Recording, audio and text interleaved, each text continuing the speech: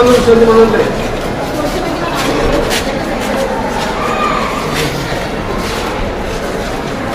ఎన్ని గంటలకు lunch dinner అయిపోయింది మళ్ళీ ఇప్పుడు క్లాస్ ఉన్నాయా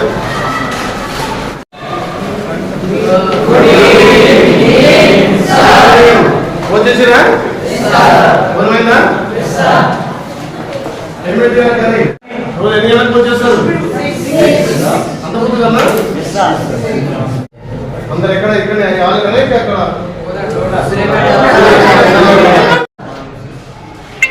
మధ్యాహ్నం ఏం తిన్నారు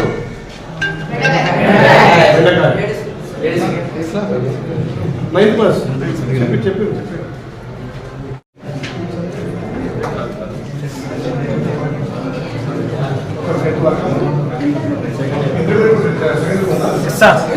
వాళ్ళ పిల్లలు మీరు ఈ క్లాస్ వచ్చారు మీ క్లాస్ సార్ ఏ ప్రాబ్లం లేకుండా ఉందానికి వచ్చినాం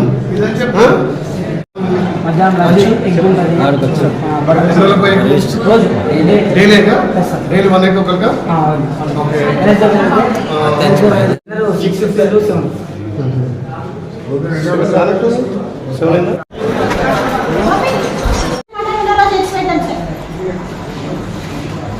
ఎంత మర్చిపోయాను కానీ కాకున్నాను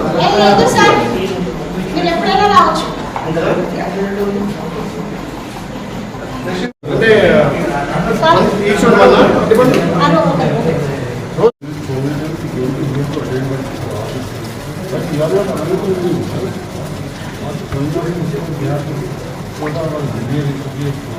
నేను జేసీ గారు వచ్చినప్పుడు అన్న మీరు అప్డేట్ చేయాలి కదా 160 అంటే 40 kgs 50 kgs ఇప్పుడు డైలీ ఆన్లైన్ కాదు ఆన్లైన్లో పెట్టినా దీని చూసే కొడతారు కదా ఆన్లైన్లో దేని చూసి కొడతారు ఆన్లైన్లో మీ దీంట్లో పిల్లలు మరి వాళ్ళకి ఫుడ్ విషయంలో నువ్వు యావరేజ్ వేసినట్టు అనిపిస్తుంది నాకు ఇదంతా చేయకపోతే ఈరోజు స్టాక్ పోయింది ఈరోజు ఎంత చేయాలి అమ్మా ఈవినింగ్ వరకు ఎంత నిన్న మొన్నట్టు కూడా చేయలేదు కదా గ్యాప్ ఆపి అడ్జస్ట్ చేసుకునే పరిస్థితులు 2-3 రోజులు మిగిలిన దాన్ని మనం మళ్ళీ రిపీట్ కావద్దమ్మా ఇట్లా అప్డేట్ చేసుకోండి మీ డ్యూటీ అది కదమ్మా ఎవరు చేస్తారు సార్ ఎవరు చూసుకుంటున్నారు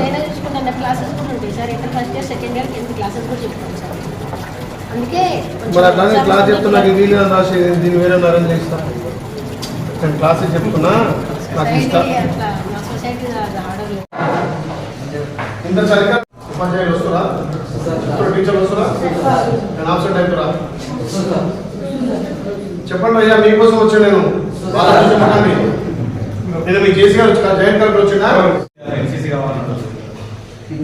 ఏమంటారు వాళ్ళు ఎన్సీసీ కావాలంటే ఎన్సీసీ నేర్చుకోవాలని ఆశ సార్ నాతో పాటు మా ఫ్రెండ్స్ ఓకే ఎన్సీసీ కావాలి సార్ ఎన్సీసీ ఇంకా ఫుడ్ ఇట్లా మంచిగా ఉంటుందా టీచర్ బాగా వస్తుందా అన్ని పీరియడ్లు తీసుకుంటారా తీసుకుంటారు సార్ చెప్పాను చెప్తున్నా ఇంకేం ప్రాబ్లం లేదా మీకు సార్ ఎన్సీసీ ఒకటి కావాలి హెల్త్ హెల్త్ ఏమి ఇస్తావు డైలీ ఉంటావు ఇక్కడ షిఫ్టింగ్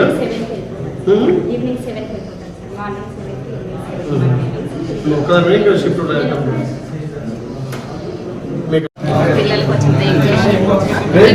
మా 10 నిమిషాలు తీసుకొస్తాం కదా అది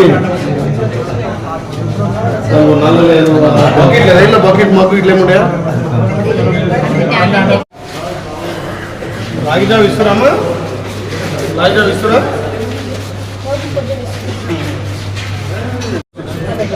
రెగ్యులర్ వస్తుందా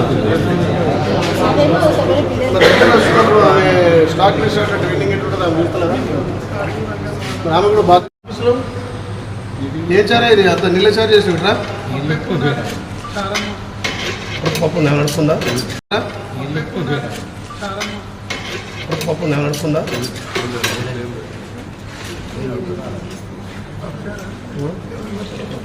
ఎలా నిన్న మొన్న టీవీలలో పేపర్లలో వస్తుందా చూస్తున్నావా మీరు పిల్లలు సపోర్ట్ తీసుకుంటారు ఏదో ఏగో నీళ్ళు ఎక్కడ ఉంది కదా మార్చిరా ఎందుకు సార్ వల్ల సన్న పురుగు వచ్చిందని వాపస్ పంపించింది సార్. కొద్దిగా చికిత్సకు వేరే గడి తీసుకొని వచ్చింది సార్. అంతింటే ముద్ర ఉంటుందా బాబు? ఏయ్ ముద్ర ఉంటుందా? ఇప్పుడు కేర్ టేకర్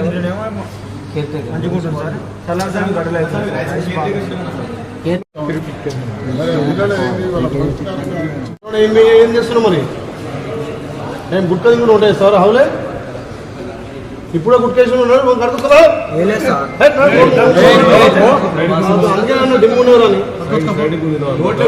వాళ్ళు మన సొంత పిల్లలకి వేసుకోవాలి. వీళ్ళ పిలిస్తే కిచెన్లో తిండికే వస్తలేదు. నువ్వు చేస్తున్నావు అని ఇక్కడ వాడు కరెక్ట్ లేడు అంటున్నా. నేను చూసిన వాడిని అదే తాగినారంటే తాగదంటున్నాడు. వాడేం గుట్కా చేసి బాగా పనులు పాకులు పట్టినాయి. ఇప్పుడు వంట చేసేవాళ్ళు నీట్గా ఉంటున్నాయి కదా మనం తినేది. నువ్వు రేపు పొద్దున మధ్యాహ్నం ఒకసారి వచ్చి ఇన్స్పెక్షన్ చేయాలి. రైట్. ఫ్రైడ్ రైస్ ఉన్నాయి సరిపడి పెట్టుకురా. నిజం చెప్పండి, మీకోసం వచ్చి నేను చెప్పాలి.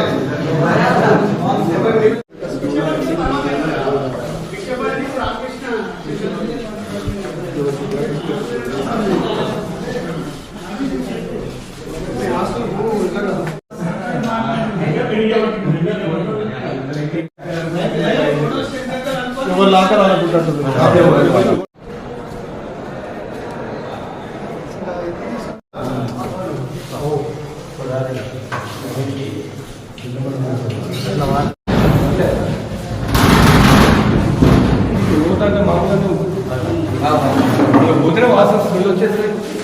అవి గోళీలో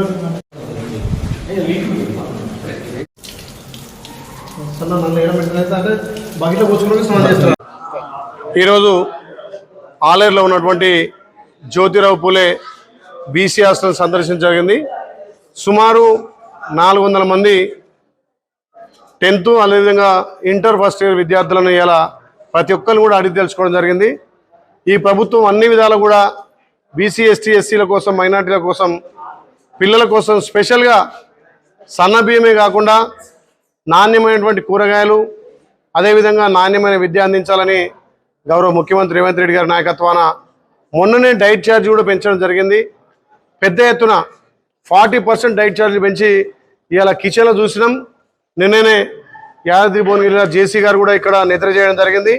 మేము సడన్గా విజిట్ చేసినాం. ఏ పిల్లవాడిని అడిగినా వారానికి ఒక గుడ్డు, చికెను, అదేవిధంగా మటను మంచి భోజనం అందిస్తున్నారని చెప్పారు. కానీ కొంత ప్రతిపక్షాలు హాస్టళ్లలో ఫుడ్ బాగలేదని చెప్పి ఈ ప్రభుత్వాన్ని బదనాం చేయాలని చెప్పి వాళ్ళ సోషల్ మీడియా వాళ్ళ పింక్ మీడియా ద్వారా ప్రభుత్వం మీద దుష్ప్రచారం చేస్తారు. నిజంగా కూడా ఒక 450 మంది 500 మంది విద్యార్థుల హాస్టల్ చూస్తే ఇక్కడ జ్యోతిరావు పూలే బీసీ హాస్టల్ చూస్తే నాకే ఇక్కడ భోజనం చేయాలనిపిస్తుంది. అంత మంచిగా మెయింటైన్ చేస్తున్నారు. టీఆర్ఎస్ వాళ్ళకి అధికారం పోయినాక రోజొక ఇష్యూ మీద ప్రభుత్వాన్ని బదనాం చేయాలని చూస్తున్నారు.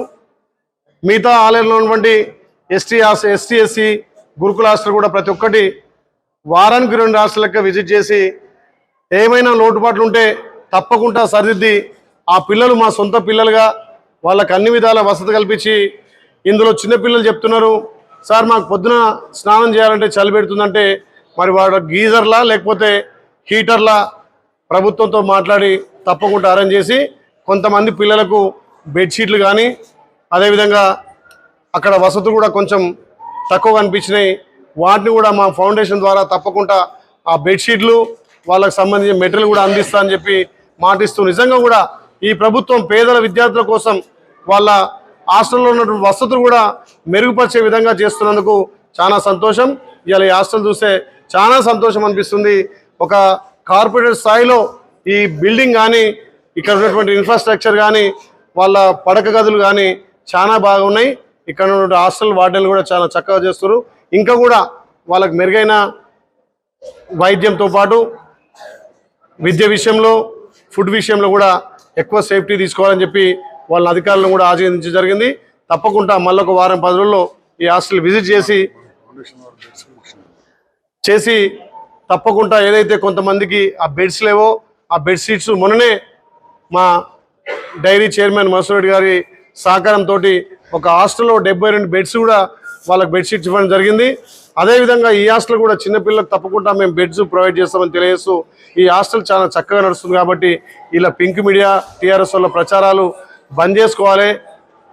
మన పిల్లలని చూసుకొని మన పిల్లలు చదువుకునే ఈ హాస్టళ్లలో ఫుడ్ సక్రమంగా ఉందా, ఏదన్నా దుష్ప్రచారం చేసే వాళ్ళు మీరు హాస్టల్లోకి వచ్చి చూసి చెప్పాల్సిందిగా వాళ్ళకు మరి ఏ రకంగా మీరు ప్రభుత్వాన్ని బదనాం చేస్తారో అధికారం పోయిన అక్కస్తోటి ఈ రకంగా పిల్లలు చదువుకునే పాఠశాలలు కానీ పిల్లలు చదువుకునే హాస్టల్ కానీ వాళ్ళు తినే ఫుడ్ మీద దుష్ప్రచారం చేయొద్దని చెప్పి వాళ్ళని హెచ్చరిస్తున్నాం.